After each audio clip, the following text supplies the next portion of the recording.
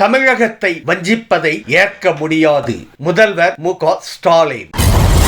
மத்திய அரசுக்கு சிந்தனையில் மாற்றம் வேண்டும். முதல்வர் மு.க. ஸ்டாலின். ஜெயலலிதா முதுகில் குத்தியவர் ரகுபதி. ஜெயக்குமார் பேச்சு. பாஜகவின் கட்டுப்பாட்டில் இயங்கும் த.வே.க. உதயநிதி பேச்சு. ஒரே ஒரு எம்ஜிஆர், ஒரே ஒரு கேப்டன். பிரேமலதா பேச்சு. அன்பு தமிழ் நெஞ்சங்களுக்கு மெர்சல் கெலாட்டாவின் அன்பு வணக்கம். வாங்க இன்றைய காணொளி இதோ.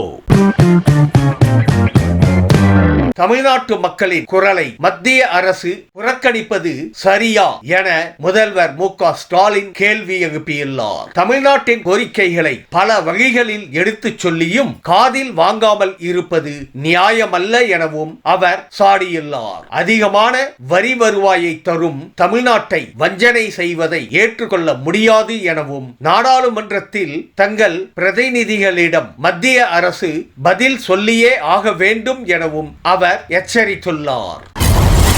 ராஜ்பவன் இனி லோக் பவன் என அழைக்கப்படும் என மத்திய அரசு அறிவித்திருந்தது. இந்த நிலையில் பெயர் மாற்றத்தை விட சிந்தனை மாற்றமே தேவை என முதல்வர் ஸ்டாலின் தெரிவித்துள்ளார். சட்டமன்றத்தை மதிக்காதவர்கள் மக்கள் மாளிகை என பெயர் மாற்றுவது கண் துடைப்பா என கேள்வியையும் எழுப்பியுள்ளார். மக்களின் விருப்பத்தை நிறைவேற்ற இறையாண்மையுள்ள சட்டமன்றத்தை மதிப்பதுதான் இப்போதைய தேவை எனவும் முதல்வர் ஸ்டாலின் வலியுறுத்தி விவசாயிகள் முதுகில் குத்திய இபிஎஸ்ஸின் யோகியதையை நாடறியும் என அமைச்சர் ரகுபதி விமர்சித்திருந்தார். இந்த நிலையில் தனக்கு அரசியல் வாழ்வளித்த ஜெயலலிதாவின் முதுகில் குத்திய ரகுபதி தங்களுக்கு பாடம் எடுக்கிறார் என ஜெயக்குமார் பதிலடி கொடுத்துள்ளார். பதவிக்காக அறிவாலய வாசலில் நிற்கும் ரகுபதிக்கு அதிமுக பற்றியோ இபிஎஸ் பற்றியோ விமர்சிக்க எந்த அருகதையும் இல்லை என்றும் காட்டமாக கூறியுள்ளார்.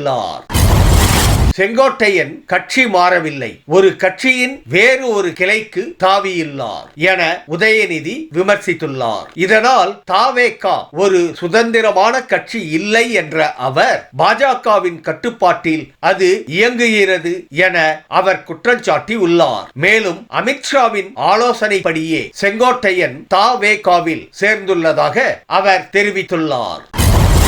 தேர்தலுக்கான தேமுதிமுகவின் கூட்டணி பற்றிய அறிவிப்பு ஜனவரி 9 கடலூரில் நடைபெறும் மாநாட்டில் தான் கூறப்படும் என பிரேமலதா தெரிவித்துள்ளார். எம்ஜிஆர், விஜயகாந்த் ஆகியோருக்கு மாற்று விஜயா என்ற கேள்விக்கு ஒரே ஒரு எம்ஜிஆர் தான், ஒரே ஒரு கேப்டன் தான், அவர்களுக்கு மாற்றாக யாரும் வர முடியாது, ஏற்கனவே இருவரும் சிறந்த தலைவர்கள் என நிரூபித்தவர்கள் என்று பதிலளித்துள்ளார் பிரேமலதா.